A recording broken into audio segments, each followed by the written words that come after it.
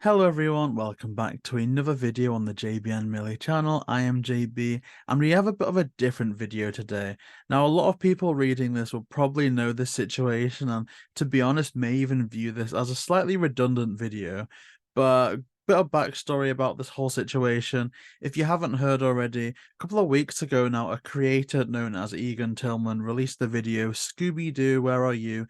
In Springtrap, which I stand by to this day is a phenomenally produced video. I think it's one of the best things that this scene has created in a good amount of time, and I truly do stand by that sentiment. But the one thing that was kind of annoying people or rubbing certain people the wrong way about that video is its use of AI. Now, we've already explored that on BAM.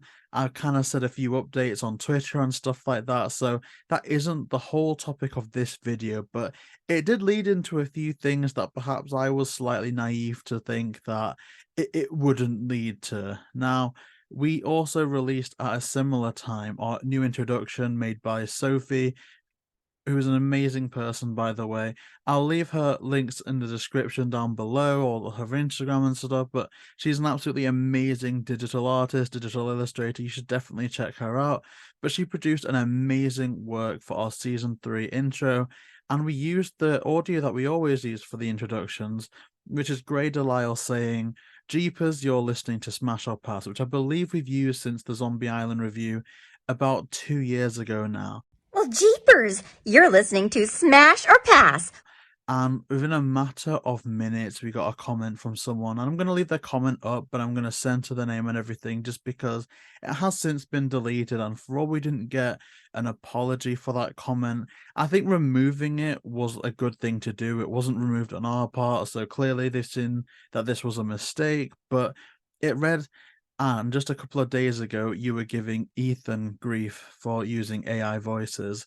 And again, like, this is a non-issue for this community that we have here, but for anyone that stumbles upon this and thinks badly of us, I do want to defend our reputation from that standpoint, because for all people here know what our values are, know what we will do and won't do. I don't want the wider audience, the wider community, to think that badly of us in that regard. So, in a matter of seconds, people were jumping to our defense, saying that isn't an AI simulated voice, that's the real DeLisle. But I just thought that it would do a bit of good to prove it today, because I did reach out to Gray on Twitter saying, I can't believe I can, even have to do this at this point. But if you are able to chime in and confirm that this is your voice, I'd really appreciate it. But I can appreciate if your main priority right now is staying off of Twitter. I got no response from that, so I just thought it'd be good to do my own type of video explaining the situation. So as I say, about 2 years ago now, I remember where we were when this all went down. I was when I was still working the same job as Millie about 2 years ago, before we'd even recorded our second interview. I believe it was just after the Kate Milton interview, maybe even a bit before, but I remember it was around about that time. So think interview 1-2 situation, like it was a while ago. And Gray put out a tweet. I'm gonna either try and find that tweet, or I'm gonna try and find the bank transfer, obviously with like sensitive details cut out, to put on the screen in front now, because hopefully they'll still be out there. But she was fundraising for a friend. I believe it was a fire related incident that she was raising money to send proceeds to that family. And she said something to the effect of, donations over this amount will be a cameo, essentially, a reduced cameo. So you can message her what you would like her to say if you send proof that you've actually paid.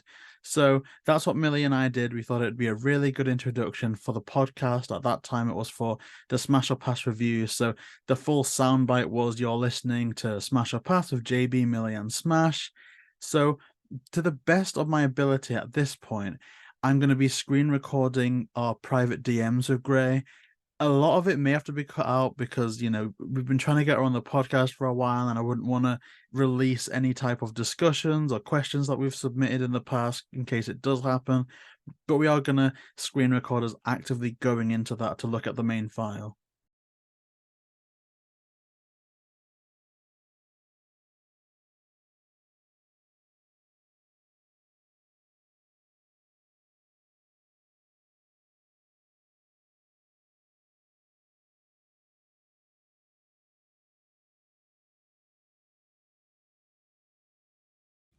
Well, jeepers! You're listening to Smash or Pass with JayBee, Milly, and Smash.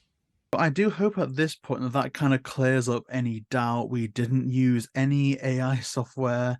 We didn't do anything below board. I guess if anything, maybe you can roast us for paying for it, I suppose, because I do know that there's some people that either have, close connections, they have an in with voice actors so they can do it for free, or maybe they even get them to do it on an interview, or it just happens on an interview. For instance, Neil Fanning did a great piece for us, just, unprompted, join the interview. Stuff like that does happen. I guess if anything, it's like maybe that's a negative point on our side, but it definitely isn't AI. So I do hope that that clears up all of that situation. And again, I do know that this is probably a really redundant video, but I wanted to get our name out there and to speak our piece about this, because I would hate for people to watch the channel after this controversy and think that we're trying to profit or elevate our status using AI when that isn't the case. So yeah, sorry for rambling on. This really wasn't a scripted video, purely for the fact that I can't do scripted at all. So do forgive me for that. But yeah, again, we are going to be continuing the interview series. There's some really, really cool stuff lined up that you guys are not going to be disappointed about. I do think that season 3 will be the best season of the Scooby-Doo interviews we've ever done. So if you do want to see that, then please like, comment, and subscribe, and we'll see you next time.